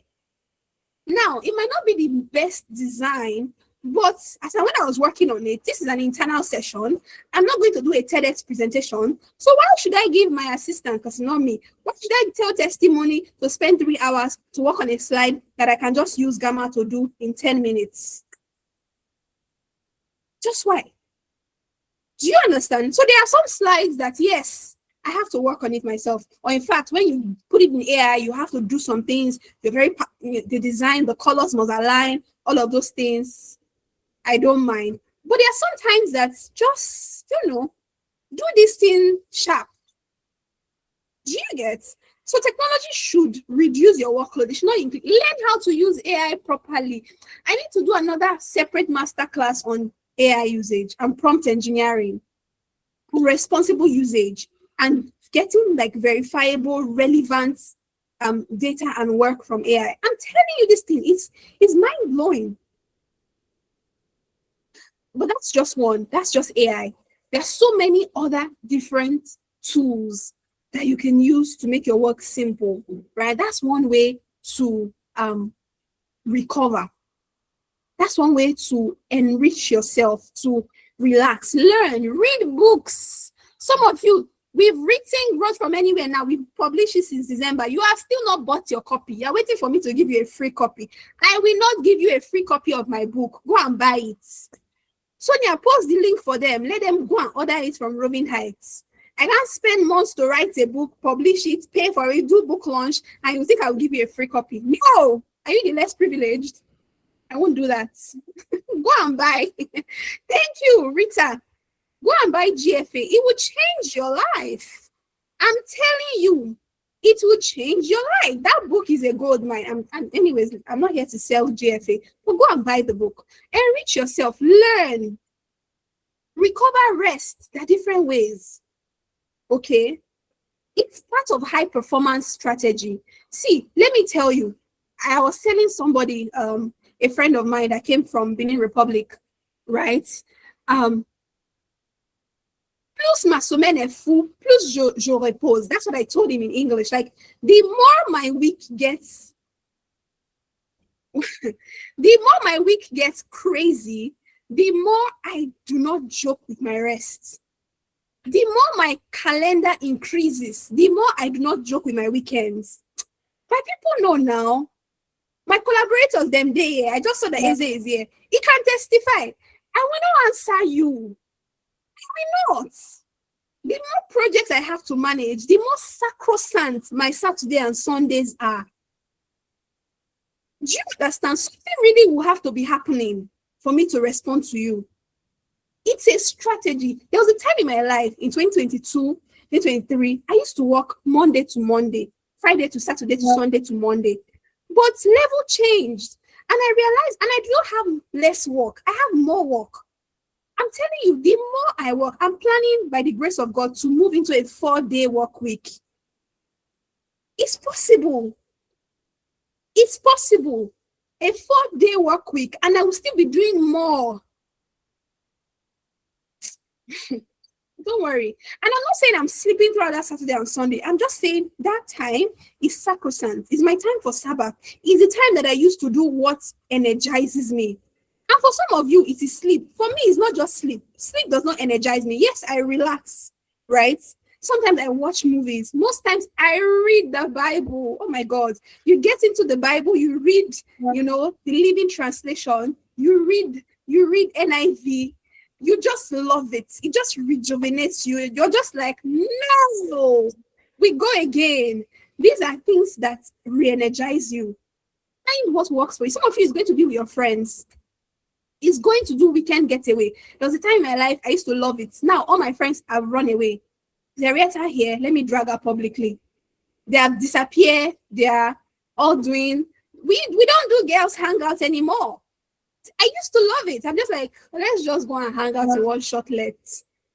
I'm telling you, this was before I even started making money. As far back as 2021, we done the shortlets. My friends will tell you. So my point is, say girls are now women. They are now mothers. When I go to their houses, I have to become an auntie. So, but the point I'm making here is recovery is a part of high performance. Don't see it as a cherry or the icing on the cake. No. It's a core strategy. Even if you work Saturdays, have one day that you rest, that you recover, that you do your strategic work. That's also the day that I pull back. So sometimes I'm not working. I'm just lying down. I'm doing visioning, which is some of what we're going to do on the 5th. I'm just imagining what growth party will look like. For some of you that are OGs in this company, I used to tell you guys that we will have our growth party house. I've been saying it since 2021.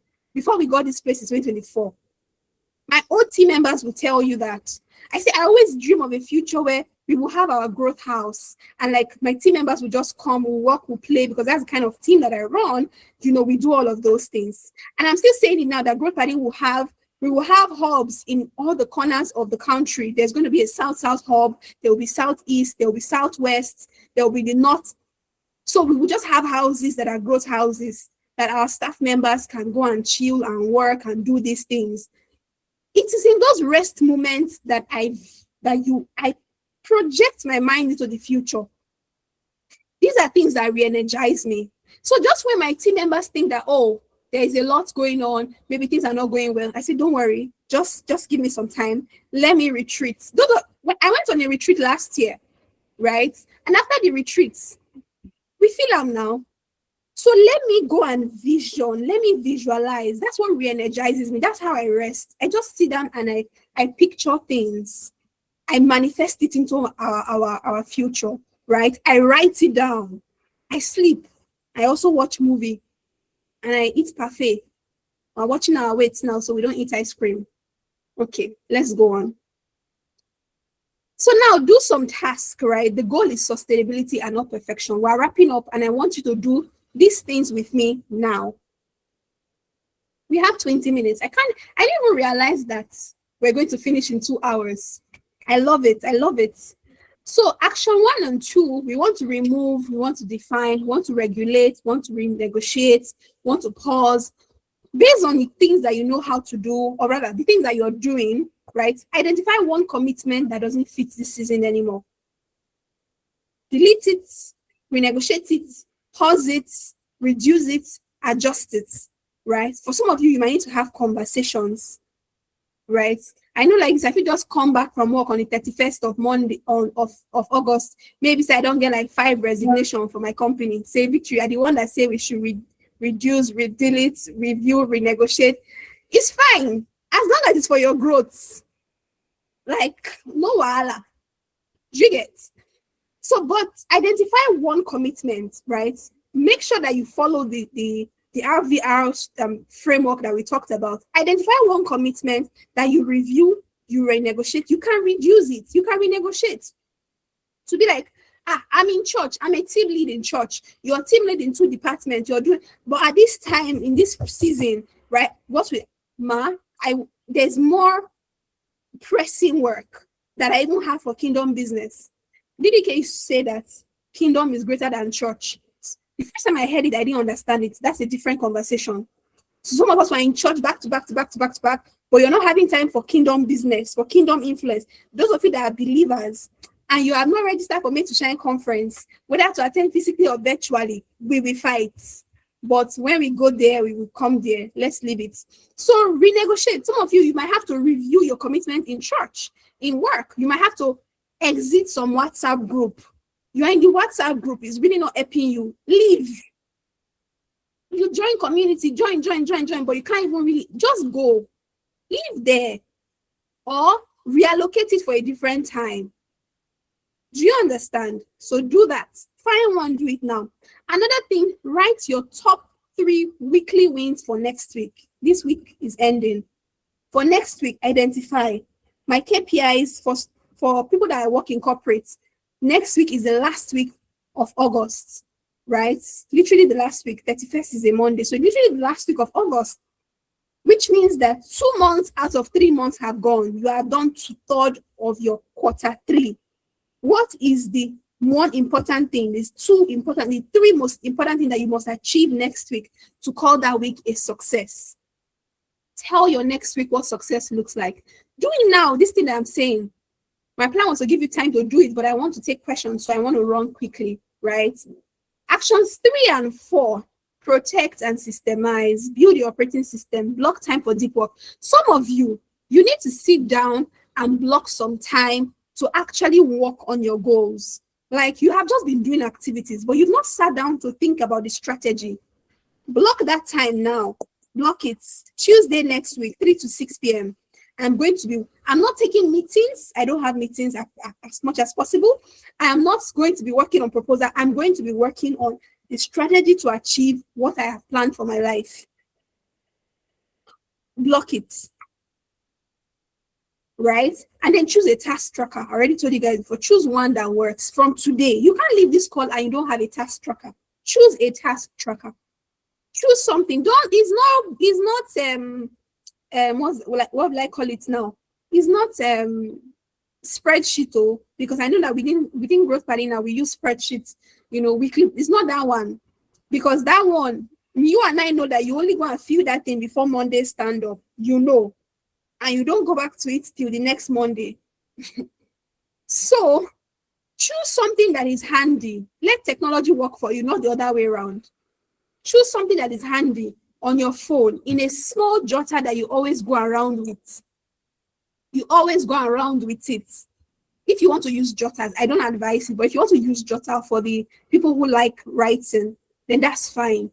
But let it be something that you always go around with, not be something that you will forget at home. Just say it now, okay? That's 3 to 4. And then the final action, schedule a time for your rest. Schedule a time for your recovery.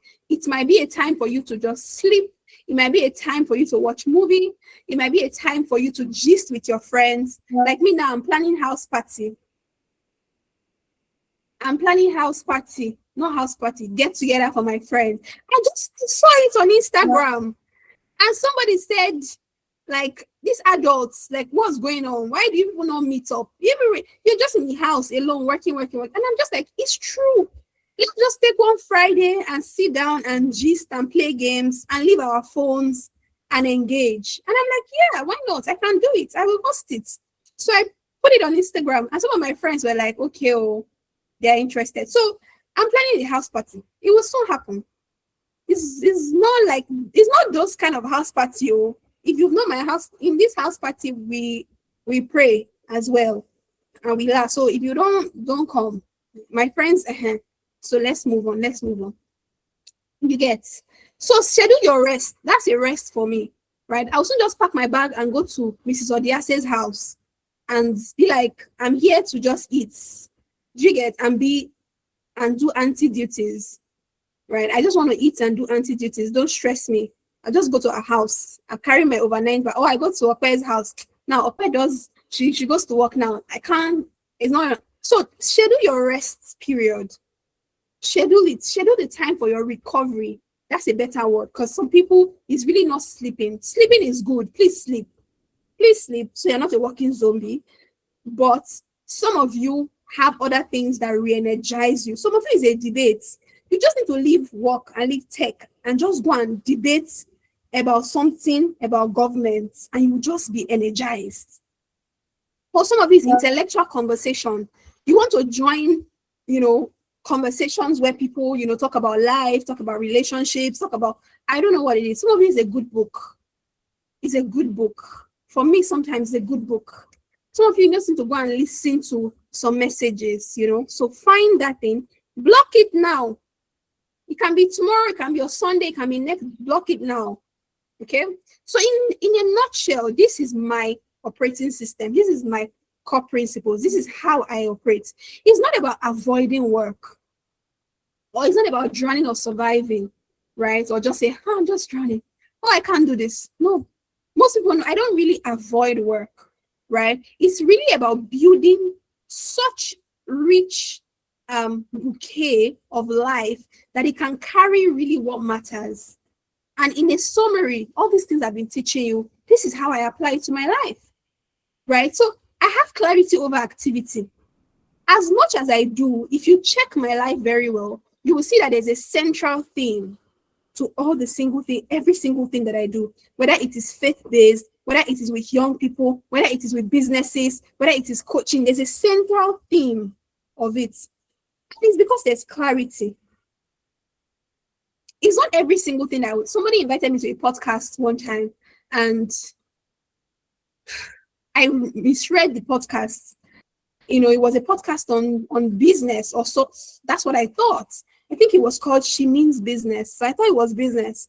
And then when I got on the podcast, it was a podcast on women, feminism, and I love women. You guys know, talking about, all this. And I'm like, I was just on the podcast already. She's a celebrity. And I was like, oh Lord, give me the serenity to accept what I cannot change because I'm ready. But I have clarity. So that's really not on my radar. I'm not interested in those things, and they might be good, right? And I will say one that will trigger some people. As much as I'm for government and politics and all of these things, I don't invest much time in it, and you can't beat me. Do I vote? Yes. Will I vote? Yes. Will I spend 30 minutes arguing about who should be and who should not be? No, I will pray for you. If you think that a certain person should be our leader, I will pray for you and I will move on. I will not get into that argument with you. It is not part of my life vision. I cannot allocate 30 minutes for that conversation. I'm sorry. But if we have 30 minutes talking about systems for business growth, me and you can be there. Do you get? So it's not every volunteering team that you will find me. I'm just saying. You might not find me wearing t-shirts and parading and raising placard. Is not bad. It's great. For some people, that is their strategy. But I believe that one of the things that will change Africa is entrepreneurship, even more than politics. And yes, politics is important because governance and structure and policies, right? But I will focus on my strength, not on my weakness. So clarity over activity, okay? Strategic energy management. I already talked about that one, so I'm going to go straight. I manage my energy. I don't try to force myself into being a morning person. Even when I was going to the gym, I don't wake up 6 a.m. to go to the gym. And it's not indiscipline. It is not indiscipline, sir. Don't vex. I will go by 8 p.m. There's 8 p.m. gym. Let's just be guided. Systemization for scale. Creating repeatable processes and all of these things. So this is a summary of what we're talking about. Boundaries as protections, right? Set clear limits and time focus. I have built a system. I tell you guys so much so that my dad, and I respect and I love my father and I honor him. Yeah. My dad, he doesn't call me before 10 a.m. If he calls me before 10 a.m., there's an emergency. Yeah. He knows. They know. Because most likely she didn't sleep till 4. So why are you calling me by 7 a.m.? It's boundaries, or small things like it are boundaries. Boundaries, don't send me a document that is haphazard and expect me to spend time to review it. Simple boundaries. So it's not every time boundaries is boy and girl relationship. Let's just be guided. You can put simple things in your life. There's something that I did not plan to say, but they just come out. And then continuous iteration, right? So review, refine, and all of those good stuff, like Miriam will say. Okay, so let's move on to the final one. Well done, guys. We have come to the final hour. And for those of you who have stayed on this call, maybe joined there like 60. Divine, wait here, Poon. You're always the one that I'm trying to mute and mute again. You know, for those of you who have stayed on the call from 7 p.m. till now, you are the real OGs. It tells me that, I mean, apart from those that are threatening their life and their jobs, the other people that have been here without, you know, anybody holding your throats, it tells me that you know what you want. So well done. We are now in the R, right, of the other framework, which is regulate. Move from productivity to self-governance. Become an executive arm of your life. Let's move on. I would ignore the comment section. You are not just treat yourself like a government. Respect yourself enough to apply self-governance. There's a difference between productivity hack to self-governance, and self-governance. Self-governance is, I know that me like this, I am plenty. Nations are inside me. I'm preaching, I'm entering another realm. Do you get another dimension? Because I know what I carry. Do you understand? The destinies that are tied to mine. People that will see light because I will govern myself well. So when you walk and you live your life with that, so a lot of the time when people come to Growth Party, I always tell them that we might not be the best paid, but I tell you, my people live. There's such a thing as Growth Party alumni. Are they in the house? They live better than they came. When you come into the organization, you live 1,000 times better. It's the kind of person that I'm building. I'm a system. I'm an institution by myself. Forget TVM as a brand. I'm an institution. You are an institution. So why are you disrespecting yourself? Why are you treating yourself like you're just a commoner? Move from just, I want to be productive. I want to be just, so self-governance. And let me just quickly wrap up with what it is, right? You are being visionary in your management. Divine, if you unmute one more time, I will throw you out of this class. What is it? Is your phone malfunctioning? It's the same person that's been unmuting since the beginning of the class. So back to what I was saying before Divine just came and broke my flow. So self-governance is basically just like the word governance, right? I taught this to Light and Skills Academy people on our last Transformational Tuesday, the last coaching call we had. And I said that you manage yourself like an institution. Every institution, every country, every state has laws. They have an enforcement structure, which is the police. They have systems, right? That is the ministries and a different thing. It's no problem, Divine. I was just joking. It's fine.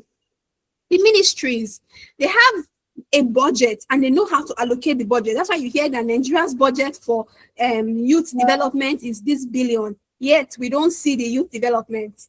Me, like this, as Growth Party, I am developing more youth than the Nigerian government. Let's not go there. I don't want to vex. So let's continue. Reviews and accountability. They have an accountability. There's a monitoring and evaluation system. These are the elements of what makes a good governance structure, right? So some questions you might ask: what are my operating decision rules? How do I operate? What are the regulations that guide my life? That is self-governance. That is self-governance. For example, I do not start a year without planning or retreating. Last year, I went to my village and people were laughing at me that I didn't have lights. Well, once we did our end of year party, I immersed myself, right? So these are operating decision rules. These are laws. I have me like this. I have a plan. I have goal setting. The way we do goal setting for Growth Party, I do goal setting for my life. Do you understand? There are regulations. There are some people I can never be friends with. Don't let us spill some things. I can't just be friends with you. We can be acquaintances, but I can't be. Why? It's a rule. It's a system. You must be guided by something. So do you have laws that guide your life? If not, you cannot function in a high achieving environment when you have multiple things to do. How do you reward yourself for progress and correct yourself for doing wrong or for like dropping the ball? Some of you, you just say, you think saying sorry is enough. You consistently drop the ball for 3 weeks and you think you're doing your organization. You're doing yourself. You're teaching yourself that dropping the ball is okay. And it's okay to not achieve your own goals. Your brain is learning from you. You don't know. So you must have a system for how do you reward yourself when you hit goals. How do you congratulate yourself? What do you do to say well done to yourself? Right? What do you do to say no? Step it up, step it up, step it up. When I'm dropping the ball, I know. So there must be something that I do to correct myself, to realign, and to let my brain know that that is a wrong behavior. You know the way you teach children and you say bad, good, bad dog, good dog. You know, all these things you do. It's a system.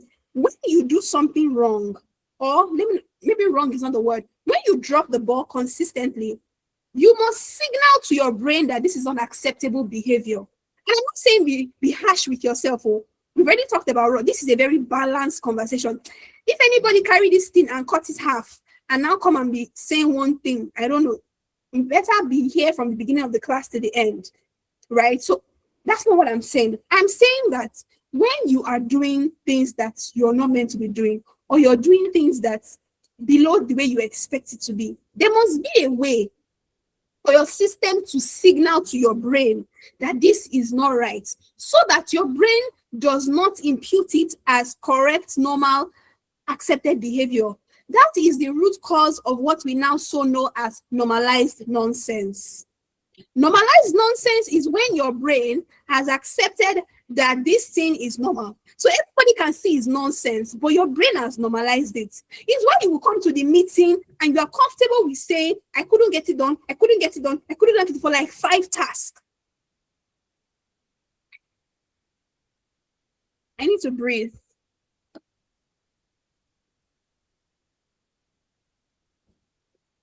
It is when you're comfortable with spending your finances anyhow, even though you have set a budget for yourself. Your brain has normalized that it's okay to spend ridiculously above your means, even when you have budget. So you can have your budget in front of you, but your brain has disregarded it. So there's no longer guilt. So you must find a way to acknowledge or to tell your brain that is not a right decision. This week, thank you, cognitive biases. This week, I didn't do well. You spend some 30 minutes. There are weeks where I don't do well. If I normalize it and be like, well, it's fine, Jerry, we move. My brain is going to be like, okay, that's acceptable behavior. I'm not going to do it again. But the weeks when I don't do well, I tell it to myself, we didn't do well. We did not do well, Victory. This is not the behavior of a light bearer. You did not do well. You can do better. You're better than this. You have passed this level. I have the conversation with myself. I mean, like some other thing that I apply that, let's move on from here. I won't share. So is your life compartmentalized? You have systems, right? You have systems. You have things that, what's the word now? Share or that show that your life is compartmentalized. You have an operating system.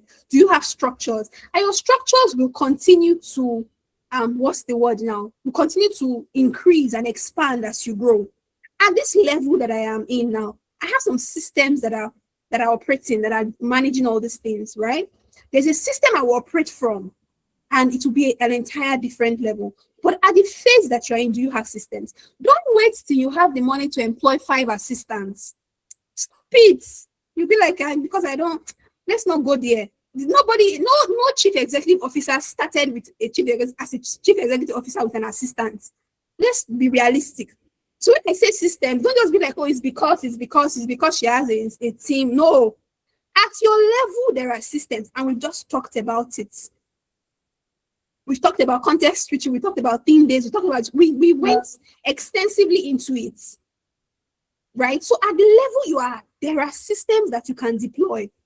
Right?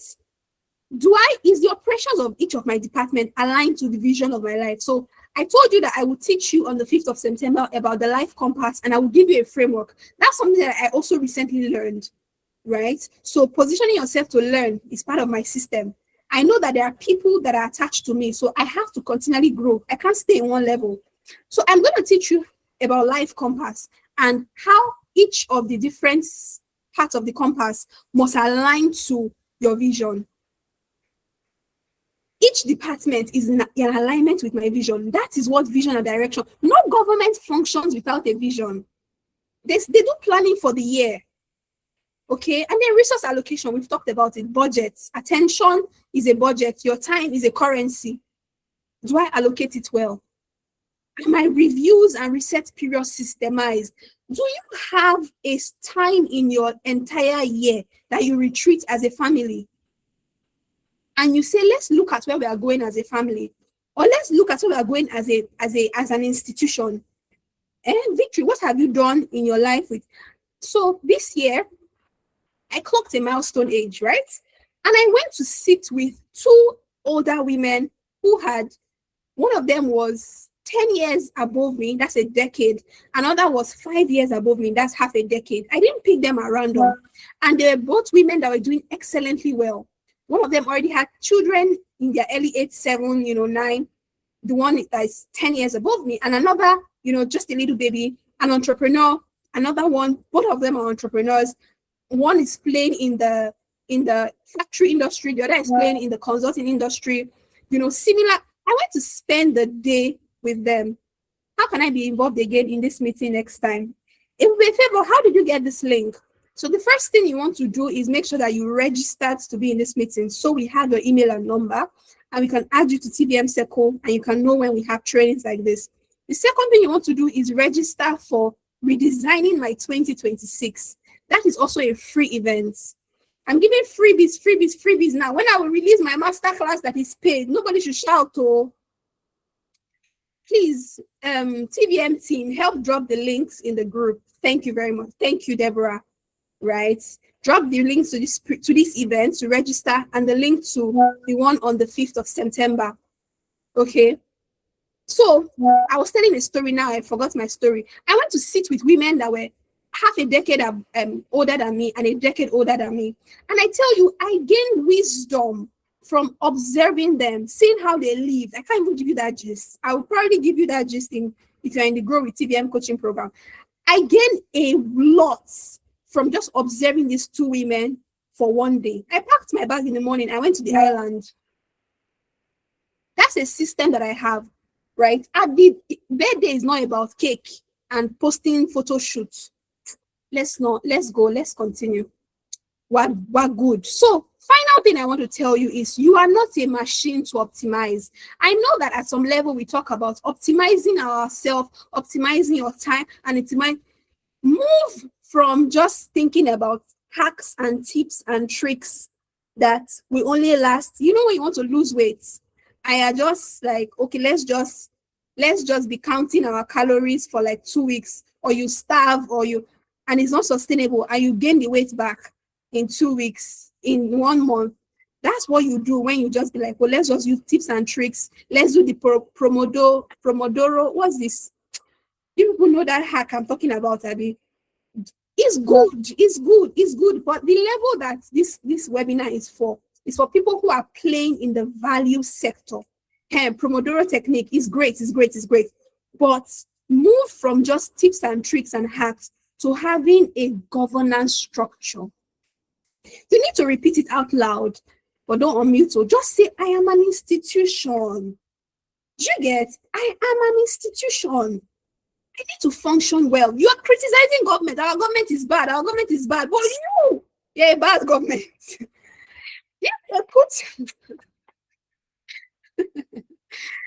Okay, let's continue. Let's continue. It's not about doing more, fitting more, compressing, or sleeping less. Even though some of the times, there are some critical times that come for it. There are times, I just told you on the call that there are times where I sat down from 11 p.m. to 6 a.m. and I worked on something and I didn't want to stop because I didn't want to break my flow. I wanted to finish and I finished, right? Those times. And it's also because I know my energy level. I can be unproductive for morning till 12, 1, 2, 3. But if I sit at it by 7 p.m., I promise you I will finish before I get up from my laptop. That's my own strategy. Some of you cannot do that. So don't attempt it. It is better for you to do 30 minutes every day, and finish it in 1 week. Do you understand? You can have that consistency. But for me, it's not yet a gift that I have mastered. How to do 30 minutes every day, right? So I can sit on a complex project that you think is complex. I will finish it. So yesterday, I built a 12-week roadmap for a fintech company that is about to go to market, a go-to-market strategy. I sat down and I built it yesterday, start to finish. If I give some people that task, you will use a week to do it. You think it's bad? No, it's not necessarily bad. Just know your systems. Do you understand? You are a nation to govern, so you must know what works for you. Stop trying to, and we blame our government for these things. We say, oh, you want to copy the Westerners. You want to copy this strategy. It works in China. It doesn't work in Nigeria, but that's what you want to do. Then everybody says that you must go to the gym every day. And I'm not neglecting discipline and consistency. Oh, please and please, discipline and consistency is important. So don't go and say Victory said that she can do it in 1 hour. So you will not read your Bible for 1 week. Then you will not come and read 10 chapters. Wisdom is profitable to direct. Don't misquote me. Don't let me and the Holy Spirit have an argument on the things that I did not say. So let's move on. Do you get? You are not a machine to optimize. You're not a machine that you just add oil and you just do more. You're a nation that needs to be governed. You're an institution, right? So treat yourself like one. All right. So final thought, and this is my last slide. It's not about more time. That's a typo there. You don't need more time. You need a better operating system to govern your life, right? Don't allow responsibilities to control your time. You lead your own life intentionally. Did these 2 hours land? Because I'm done. If it landed and there's something that you're going to do differently from today, I'd like to see the emojis. Let me be sure that I did not just do the contrary of what I'm preaching, because you cannot pay me 1 hour for this. So I want to be sure that you got value. If you got value, can you just type value in the chat, right? Let me be sure that you got value, because that's my reward. That's my reward. That's my reward. Thank you. Let me see the values that keeps coming. Like, keep saying value. Yes. Good. I love it. Good. Thank you so much. Now, I will take a few questions if there are any, but I believe it was such a thorough class. There's no question. Somebody said, will the recording be sent to us? If you register, the recording will be shared with you. If you do not register, there is no way for us to get you the recording. If somebody just sent you the Google link and you didn't register, there is no way to get it, right? So thank you. I love that you got value. Thank you. So just one quick announcement. If you got value from this session, I promise you will get value from the 5th of September. We have a masterclass coaching program, and it's a planning session. Please don't come to that session and be like, it's too long. I'm telling you now, it's 4 hours, 4 p.m. to 8 p.m. Nigerian time. We will first have a panel session where some great people will come and tell you how they achieve goals, right? After which I'll take you through a structured framework on how you will plan September, October, November, and December to be the last. You see these 4 months, these quadrants, it's going to be the best part of your year. You will achieve goals on goals. I'm telling you this thing. Anyways, so I'll hand you back now. If there are no questions, are there questions? I didn't see any question in the chat, guys. Thank you. Thank you, people. Are there questions in the chats? Guys, did I find any question in the chat? Did anybody take any question from me? None? Okay. Is there any question? Okay. So I guess that it was very good because I will not assume that it was okay. Cody has a question. Cody always has a question. I love it. Cody, go ahead with your question. Hi, good evening. Good evening. Okay, so thank you so much for this session, and it was so enlightening. So my question is that what if you have like your work environment is not stable, is not stable at all. So work comes in at random times, or you don't even know what you're supposed to do in a day. Like, how do you navigate that kind of point? Like, what if you get like different messages at random time, people setting meetings at random times? How do you navigate that in your workplace? Great. So I assume this is like one job you're talking about. That's even still easier to manage. If you remember, I said when you get random tasks, you capture and log, right? So in your workplace, you get random things to do. Except you're working as a virtual assistant. If you're working as a virtual assistant, then that's the job. The job is you are available from this time to this time to do work. So you block out that time. It's not random anymore if it is your job. You block out that time. I will read your question, your comments, Abigail, so I'm not distracted. You block out that time to do the work, right? So you're going to get the random messages, let's say from 10 a.m. to 6 p.m. That 10 a.m. to 6 p.m., you are blocking it out for work. You set yourself and your calendar in such a way that you are available to be booked at that time. So, for example, my calendar is out there. I do a 25 minutes free one-on-one coaching. If you go on my website, you will see it, www.thevictorymessner.com. You book a website, you book a call, it's free, right? It's 20 minutes or 25 minutes, I think. Now, my calendar is out there. I don't determine when people book it, but I have blocked out time for when they can book. So within that period that they book, if they see availability, it means that I'm available. So I can be working on something. When that booking comes in, I can look at it and be like, oh, in the next 30 minutes, I have to get to a meeting. So if that's your job, then you know that from 9 to 6 or from 9 to 5 or from whatever, it's time for you to do work and handle tasks that come in that time. You now begin to triage and sort the task based on what can be achieved within this 9 to 6 p.m. as they are coming in. What do I need to calendarize for the next day? So different things are coming in, but it's within a time frame. Or the tasks are coming in by 11 p.m. and you need to calendarize it. If you're already sleeping by 11 p.m., when you wake up, you see it, you calendarize it, right? So I understand how you might feel like, oh, you just get tasks, but it's still not very different from what's happening. If you're an executive assistant, you're a PA, you don't tell your boss when to give you tasks. You curate a time when you work on the things that will come within that day. And then you curate other times when you do maybe some other personal work. And in that time as well, when you curated or you've blocked out for working with your boss, you also are able to do some things in case tasks don't come. It's like someone that is selling in a shop. You are sitting in the shop, you're waiting, you can be reading a book. When somebody comes to buy something, you have to stand up and go and attend to the person. It's the same thing, but the shop is open from 9 p.m. to 6 p.m. Did that make sense, Cody? So you still have ways to structure it within that framework. And like I said, if there are opportunities in your workspace to say, oh, this is well noted, Ma, I will work on it by this time to give that feedback, then that's great. Except it's saying work on it now. If not, you treat it, like I said, a new task, capture and log. You triage it and put it where it should be. Okay? Great. So glad that your question has been answered. Yeah, thank you so much. My pleasure. Abigail said, I have questions before this relating to this theme. You've answered them. I'm very glad. So I think there's no more questions. I'm going to hand it back to Sonia. Or is it Chimdi right now? Who's moderating this? Is Sonia here? I'm going to hand you off back to Sonia to give you the announcements, tell you about Growth Circle. Port Harcourt people, we are coming. If you are in PH, we're coming.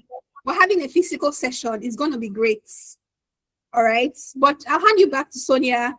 Thank you so much for the time. Thank you for showing up. God bless you so much.